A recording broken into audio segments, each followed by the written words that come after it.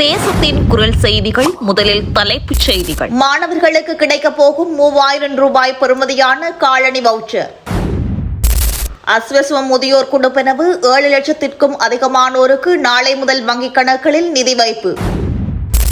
அர்ஜுனாவின் நாடாளுமன்ற பதவி விவகாரம் நீதிமன்றம் பிறப்பித்துள்ள உத்தரவு. யானையின் தாக்குதலால் முதியவர் உயிரிழப்பு. இருமுறை மரண தண்டனை பெற்ற குற்றவாளி. மீண்டும் பரபரப்பாகும் இலங்கை. அனுரவை வீட்டுக்கு அனுப்ப களமிறக்கப்பட்ட கும்பல்கள். இனி விரிவான செய்திகள். தேசத்தின் குரல் யூடியூப் தளத்தை சப்ஸ்கிரைப் செய்து இணைந்திருங்கள். பிரதமர் கருணி அமரசூரியவினால் சமர்ப்பிக்கப்பட்ட முன்மொழிவுக்கு அமைய 2027 ஆண்டிற்காக தெரிவு செய்யப்பட்ட பாடசாலை மாணவர்கள், பிரிவினாக்கள் மற்றும் சீலமாதா கல்வி நிறுவனங்களின் மாணவர்களுக்கு தலா 1 சோடி காலணிகளை வழங்குவதற்கான திட்டத்திற்கு அமைச்சரவை அனுமதி அளித்துள்ளது. தகுதியுடைய ஒவ்வொரு மாணவருக்கும் காலணிகளை கொள்வனவு செய்வதற்காக தலா 3000 ரூபாய் பெறுமதியான வவுச்சர்கள் வழங்கப்பட உள்ளன. இவ்வாறு இருக்கையில் 2026 ஆண்டு நடைமுறைப்படுத்தப்பட்ட முறையை போன்றே இம்முறையும் விநியோகம் இடம்பெறும் என குறிப்பிடப்பட்டுள்ளது. மேல் மாகாணம், தென் மாகாணம், சப்ரகமுவ மாகாணம், கிழக்கு மாகாணம் மற்றும் வடமேல் மாகாணங்களில் உள்ளூர் உற்பத்தியாளர்களின் ஊடாக பாடசாலை மட்டத்திலேயே காலணிகள் விநியோகிக்கப்படும்.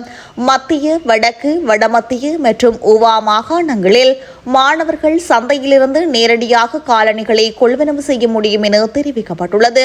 இந்த திட்டத்தை 2026 ஆண்டின் 3ஆம் பாடசாலை தவணை முடிவடைவதற்குள் பூர்த்தி செய்ய திட்டமிடப்பட்டுள்ளது. கடந்த ஆண்டில் 2 கட்டங்களின் கீழ் முன்னெடுக்கப்பட்ட இந்த உதவி திட்டத்தின் மூலம் 8,36,571 பாடசாலை மற்றும் பிரிவினா மாணவர்கள் பயனடைந்திருந்தமை குறிப்பிடத்தக்கது. அஸ்வசும நலன்புரி திட்டத்தின் கீழ் ஜூன் மாதத்திற்கான முதியோர் கொடுப்பனவுகள் நாளை வெள்ளிக்கிழமை முதல் வழங்கப்பட உள்ளதாக தெரிவிக்கப்பட்டுள்ளது. இதற்கமைய 70 வயதிற்கு மேற்பட்ட முதியோர்களுக்கான இக்கொடுப்பனவின் முதற்கட்டத்தின் கீழ் தகுதி பெற்ற 6,21,761 பயனாளிகளுக்கு நிதி ஒதுக்கீடு செய்யப்பட்டுள்ளது.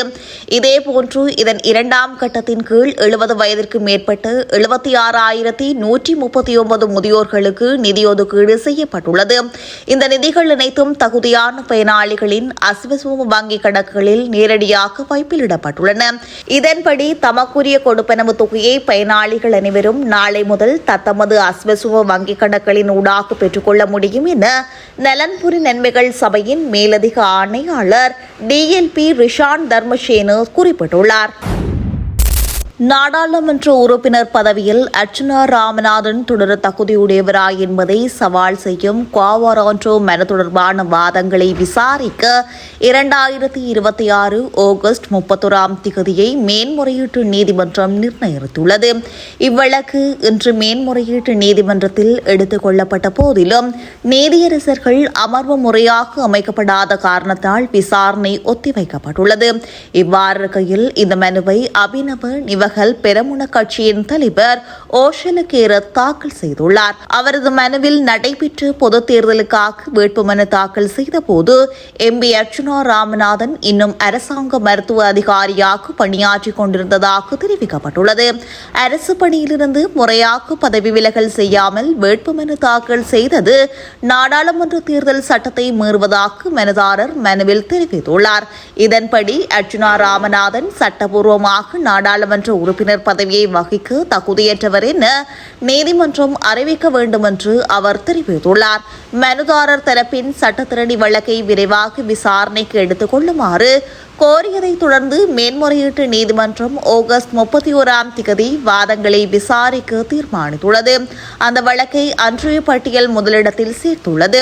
மனுதாரர் சார்பில் சட்டத்திரணி NK அசோக் பரத், அவருடன் ஷெனால் பெர்னாண்டோ முன்னிலையாகியுள்ளார். அத்தோடு MP அர்ச்சுனா ராமநாதன் சார்பில் சட்டத்திரணி சேனானி தயாரத்ன, அவருடன் நிஷாதி விக்ரமசிங்க ஆகியோர் முன்னிலையாகியுள்ளனர். மேலும் அரசு தரப்பினருக்காக பிரதி சொலிசிஸ்டர் ஜெனரல் மனோகர் ஜெயசிங்க நீதிமன்றில் முன்னிலையாகியுள்ளார்.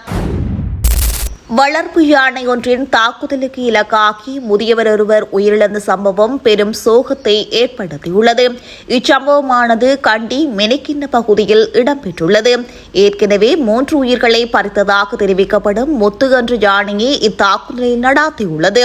வழக்கம்போல பாசத்துடன் யானைக்கு ரொட்டி வழங்குவதற்காக அதன் உரிமையாளரின் மாமா சென்றிருந்த போதே யானை அவரை திடீரென தாக்கியுள்ளது. இந்த எதிர்பாராத தாக்குதலினால் குறித்த நபர் சம்பவ இடத்திலேயே உயிரிழந்துள்ளார். இந்த துயர சம்பவம் அப்பகுதி மக்களிடையே பெரும் அதிர்ச்சியையும் அச்சத்தையும் ஏற்படுத்தியுள்ளது. இச்சம்பவம் தொடர்பாக மேலதிக விசாரணைகளை போலீசார் மேற்கொண்டு வருகின்றனர். நீதிமன்றத்தால் இருமுறை கொலை குற்றவாளியாக இனங்காணப்பட்டு மரண தண்டனை விதிக்கப்பட்டுள்ள சம்பவம் பெரும் பேசுபொருளாக மாறியுள்ளது. பலப்பேட்டிய மேல் நீதிமன்றத்தால் இளந்தாரி தேவகே பிரசன்ன லலித் என்பவர் இருமுறை கொலை குற்றவாளியாக இனங்காணப்பட்டு மரண தண்டனை விதிக்கப்பட்டுள்ளார். அவர் 2026 பிப்ரவரி 17ஆம் திகதியன்று முதல் முறையாகவும் 2026 ஜூன் 30ஆம் திகதியன்று இரண்டாவது முறையாகவும் மரண தண்டனை பெற்றுள்ளார். தற்போது அவர் வெலிக்கடை சிறையில் அடைக்கப்பட்டுள்ளார். இது தொடர்பில் மேலும் தெரிய வருகையில் நீதிமன்ற விசாரணையின் போது அந்த நபர் சூதாட்ட விடுதியொன்றில் சக சூதாட்டக்காரர் ஒருவருடன் 10 ரூபாய் கொடுக்கல் வாங்கல் தொடர்பாக ஏற்பட்ட வாக்குவாதத்திற்கு பின்னர் அங்கிருந்து வெளியேறி துப்பாக்கியுடன் மீண்டும் வந்தது தெரிய வந்துள்ளது. அவர் தனது எதிரியை நோக்கி துப்பாக்கியை நீட்டிய போது அங்கு குறுக்கிட்டு அவரது சகோதரர் டக்ளஸ் துப்பாக்கிச் சூட்டை தடுக்க முயன்றார். அப்போது எதிர்பாராத விதமாக அவர் மீது குண்டு பாய்ந்ததில் டக்ளஸ் உயிரிழந்துள்ளார். சூதாட்ட விடுதியில் இருந்த மற்றொரு நபர் இந்த வழக்கில் அரசு தரப்பு சாட்சியாக செயல்பட்டுள்ளார். இந்த சம்பவம் தொடர்பான வழக்கு விசாரணை நீண்ட காலமாக நிலுவையில் இருந்த நிலையில் 2026 ஜூன் 30ஆம் திகதியன்று பலப்பேட்டிய மேல் நீதிமன்ற நீதிபதி ருச்சிரா வேலிவத்து அவருக்கு இரண்டாவது முறையாக மரண தண்டனை விதித்து தீர்ப்பளித்துள்ளார். குற்றம் சாட்டப்பட்டவர் மீதான குற்றச்சாட்டுகளை அரசு தரப்பு சந்தேகத்திற்கு இடமின்றி நிரூபித்துள்ளதாக நீதிபதி தனது தீர்ப்பில் தெரிவித்துள்ளார். வழக்கில் அரசு தரப்பு வழக்கறிஞராக சென்னுரை குணதிலக்க ஆஜரானார்.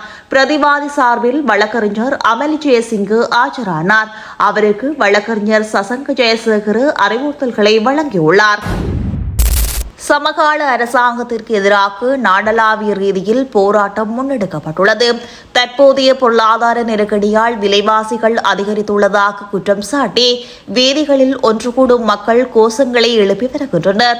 அனுர அரசாங்கத்தை வீட்டுக்கு செல்லுமாறு கோரிக்கை விடுத்து வருகின்றனர். பல்வேறு பகுதிகளில் ஆரம்பிக்கப்பட்டுள்ள இந்த போராட்டங்களில் சிறிய அளவிலான மக்கள் கலந்து கொண்டுள்ளனர். பாரியதொரு மக்கள் போராட்டமாக முன்னெடுக்க எதிர்க்கட்சிகள் திட்டமிட்டு வருகின்றன. அனுர அரசாங்கத்திற்கு நெருக்கடி என்ற துணைப்பொருளில் தீப்பந்தங்களை ஏந்தி இலங்கை முழுவதும் பல இடங்களில் ஆர்ப்பாட்டங்கள் நடத்தப்பட்டன.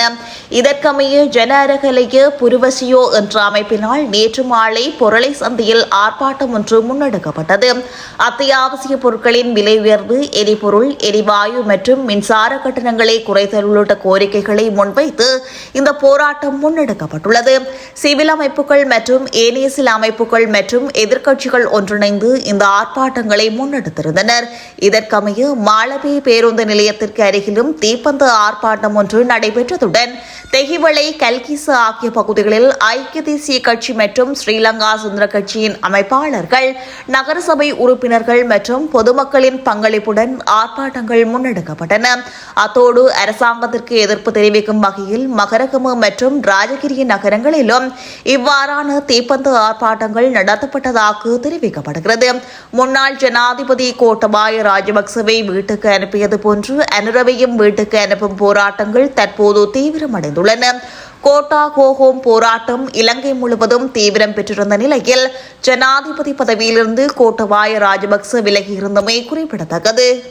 தேசத்தின் குரல் யூடியூப் தளத்தை சப்ஸ்கிரைப் செய்து இணைந்திருங்கள்.